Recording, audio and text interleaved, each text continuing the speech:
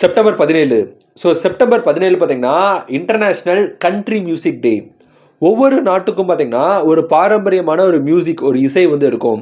அந்த பாரம்பரியமான இசையை செலிப்ரேட் பண்ண விதமாகவும் இந்த அன்னைக்கு வந்து எல்லா நாடுகளையும் வந்து இந்த மியூசிக் ஃபெஸ்டிவல் வந்து ரொம்பவே கிராண்டாக வந்து செலிப்ரேட் பண்ணுவாங்க. அதே மாதிரி இந்த நாள் பார்த்தீங்கன்னா டைம்ஸ் அப் டே. ஸோ டைம்ங்கிறது பார்த்தீங்கன்னா அடுத்த நொடி வந்து நம்ம கையில் கிடையாது. டக்குன்னு சொல்லி டைம் வந்து போய்க்கிட்டே இருக்கும். ஸோ என்னனாலும் பார்த்தீங்கன்னா என்ன நடந்தாலும் சரி டைம் வந்து போயிட்டே இருக்கும். ஸோ அந்த டயத்தை கரெக்டாக நீங்கள் யூட்டிலைஸ் பண்ணணும். உங்களுக்கு பிடிச்சதை நீங்கள் செய்யணும். உலகமே எதிர்த்தாலும் உங்களுக்கு பிடிச்சதை நீங்கள் செய்யணும் அப்படிங்கிற ஒரு விஷயத்துக்காகவே தான் இந்த டைம்ஸ் அப் டே வச்சுருக்காங்க. நம்ம இந்த நாள் பார்த்தீங்கன்னா world patient safety day. So patient ஹாஸ்பிட்டலில் இருக்கக்கூடிய எல்லா விதமான பேஷண்ட்டும் பார்த்தீங்கன்னா சேஃப்டியாக இருக்கணும்.